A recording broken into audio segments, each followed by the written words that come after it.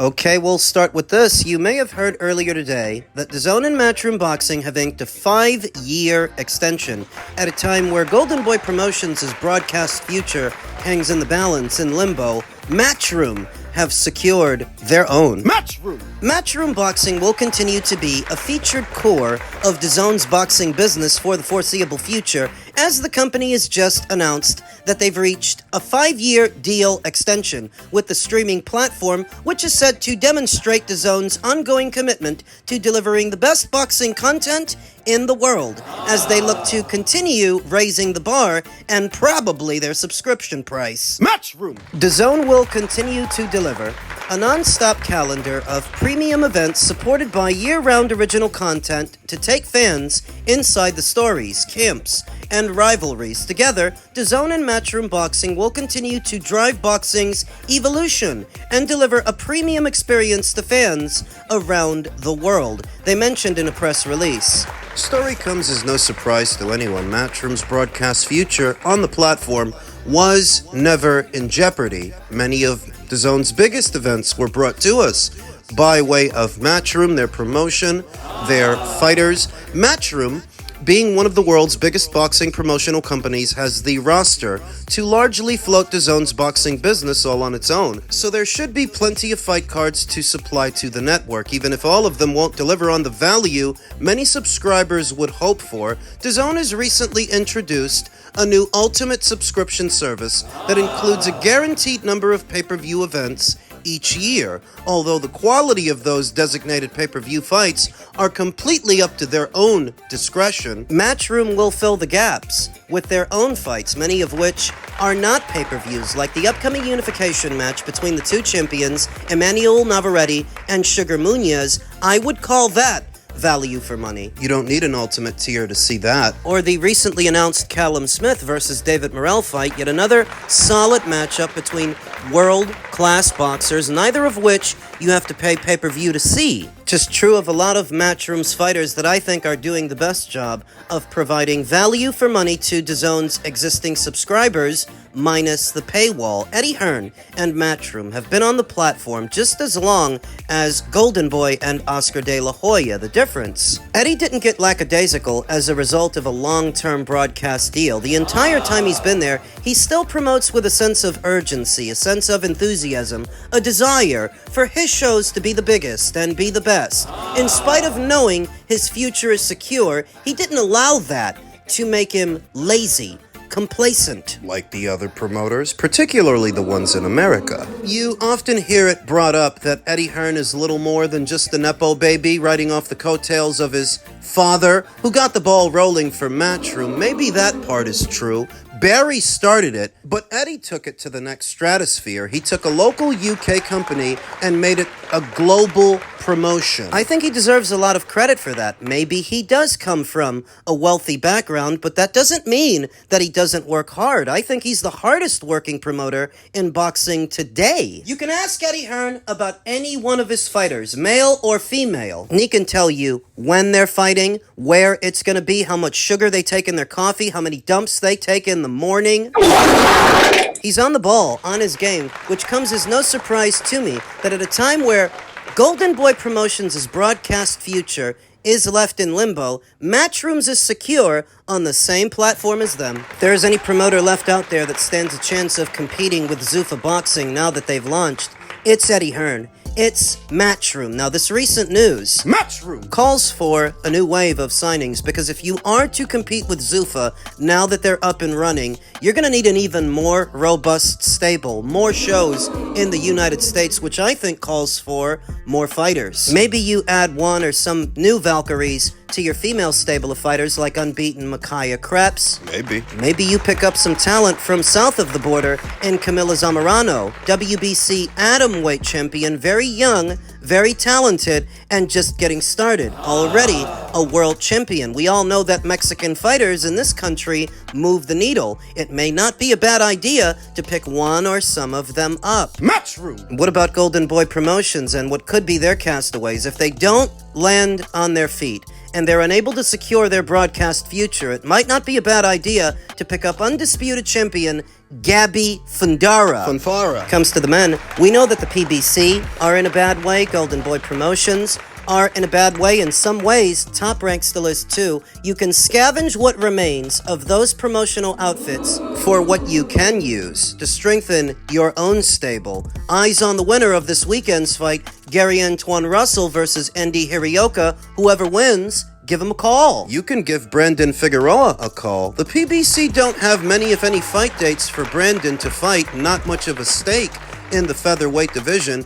I think Brandon would be better off at Matchroom. Still is the WBC's super featherweight champion, Oshaki Foster.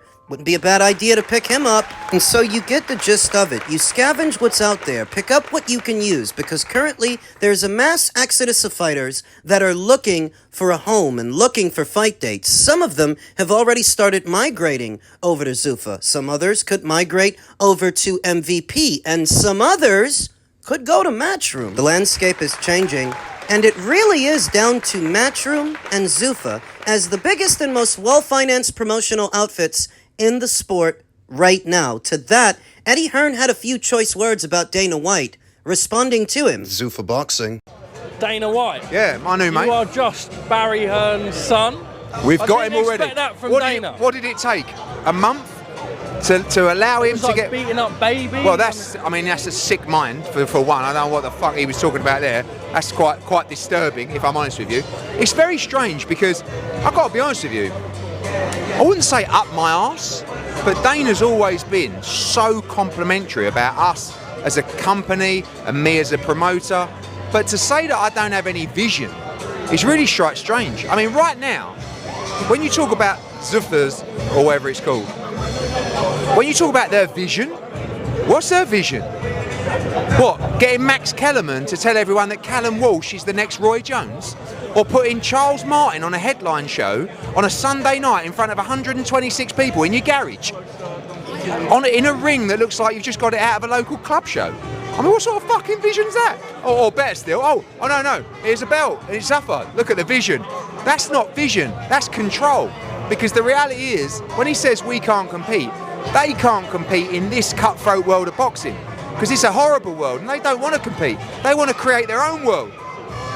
But listen, at the moment, when you compare Matchroom shows to Zuffa shows, quite frankly, Zuffa shows are absolute, complete dog shit. But they're going to get better, and they're going to sign some big fighters, and they're going to spunk some money, they're going to waste some money. I've said it before, they're clever people. But right now, they're trying to manipulate fight fans, and they don't understand how intelligent fight fans are when it comes to boxing. You can't create these cards and tell everyone it's the best v the best, because it's quite frankly not. And the reality is, yes, I do work for my dad, but guess what? Dana White has worked for his daddy for a long time. The Fertitta brothers, that's who he worked for. And right now, Dana White's got a new daddy, and his name is Turki Al Sheikh. Turki Al Sheikh is Dana White's pappy, and he has got to do whatever he's told because he works for TKO, which is owned by Seller and Saudis and Turki Al Sheikh. So it took him a nanosecond to get personal, but that's because right now he's right at the bottom of the pile in terms of quality as a boxing promoter. But as I keep saying, they're a good operation and they will get better. Eddie is wise to make that observation. They're not yet now where they will be later, though right now... They can get better. They have the resources to do it already. Though right now, they are not yet competition for Matchroom. Not yet. You saw Dana White at the previous press conference for Zuffa 3 saying that coming into the boxing space, it was easier than he thought it would be. In his own words, it's like beating up babies. But who is he beating up? Who has he beaten up? If you're seeing that the PBC and Golden Boy, and in many ways Top Rank, are in a bad way, it's not because of anything Dana White or Zuffa did. Now they can take advantage of their predicament, the void they're leaving behind. They can use it. But it's not as a result of anything Zuffa did. So when Dana White says that it's like beating up babies, whose babies are you beating up? And talking about Eddie Hearn working for his dad, Barry Hearn. Eddie's been doing his homework because he brought up the Fertitta brothers, who were there at the very beginning of the UFC, just as if not more responsible for its inception than just Dana White. He can't take all the credit, just like he can't take all the credit now for Zuffa Boxing that really only launched because of Turkey LL Sheik's involvement. Dana wanted to get into boxing for years, but he couldn't do it on his own. You needed Turkey to help you, and Nick Khan and the WWE to help you. You didn't do it by yourself, so when you bring up Eddie working for his dad, what you're doing is tantamount to working for Turkey LL Sheik. Careful that you're not throwing stones in a glass house. I saw Dana White say that Eddie Hearn lacks vision. He's just a guy who's good at staying in his own lane. That's what he said. But when you have to call upon favors from your friends in high places, the ones on Capitol Hill, so that you can form your own league, your own UBO, isn't that you trying to create a lane of your own so that you can stay in it? Careful that you're not throwing stones in a glass house. Some of what Dana White said can be applied to him. Some of it just isn't accurate. Where two separate promotional outfits compete with each other is in the numbers. It's in the metrics. It's in how many people watch this show versus how many people watch that one. How many tickets does your show sell versus how many tickets their show sells, and what amount of money does that generate in that realm? Zuffa Boxing is not yet competition for Matchroom. They have the ingredients to become their biggest competitor, but they are not there yet. This weekend show alone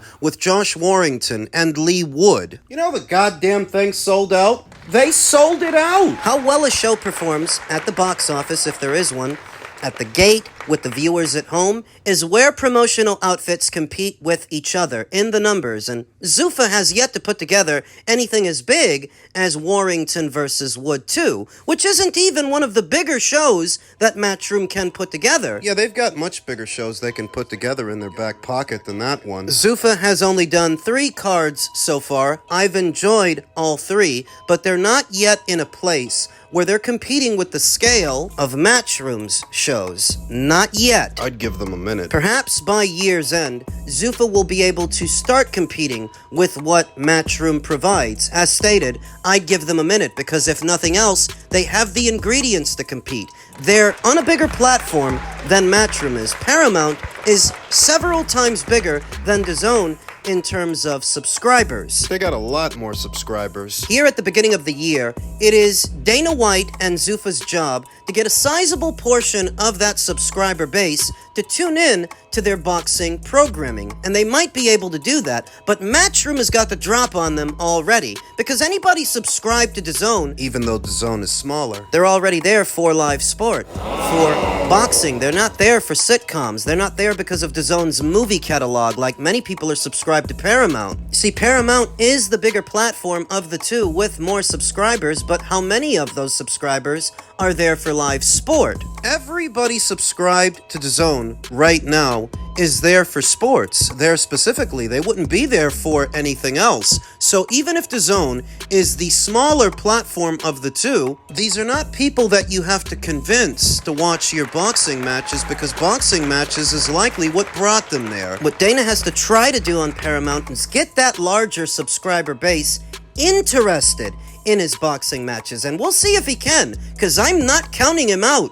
Neither is Eddie Hearn. Wouldn't be wise to do that, given the kind of people that are behind them, the financing, the platform. When you put it all together, the ingredients are there for Zuffa Boxing to become a strong, dominant force within the boxing space. But they are not there yet. Things are getting interesting. A competitive market is a healthy market and great for the customer, even if the powers that be are making each other's jobs a lot harder in competing with each other, raising the bar, having to stay on their toes. What that results in is better content for me and you of a better quality, since they can't afford to be asleep at the wheel. Matchroom can't, Zuffa can't. Gotta stay sharp. What might be one of Zuffa's current weaknesses over time may become one of its strengths. It is true that not everybody subscribed to Paramount is there for live sport, let alone boxing. They're not. You have to convince them. Though if you can,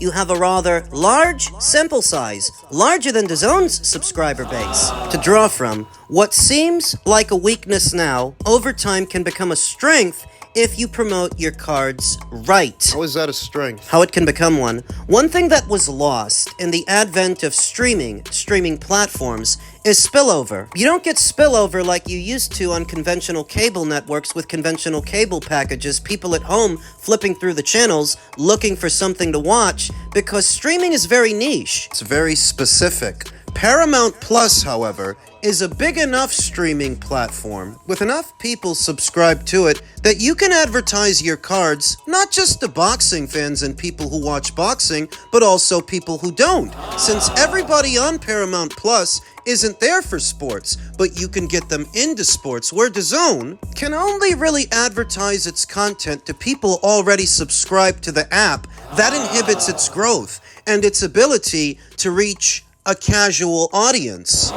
So momentarily, you can look at it as a strength that anybody already subscribed to DAZN is already a sports fan. You don't have to convince them to watch boxing. That's what they're there for. It's a strength that could become a weakness over time because you can only grow but so much marketing your content to people already subscribed to you. Zuffa Boxing can market their content towards an audience that perhaps didn't otherwise watch boxing, but might start just because it's there, on a bigger app than DAZN. That's how a weakness can become a strength over time, and they have time. Zuffa Boxing's deal with Paramount is a 7-year deal. Matchroom Boxing's deal with DAZN is a 5-year deal. So DAZN's strength is that every single one of their subscribers is already a sports fan, but they're not doing themselves any favors with all of these price hikes and what's supposed to be this ultimate tier, the surge in box office fights,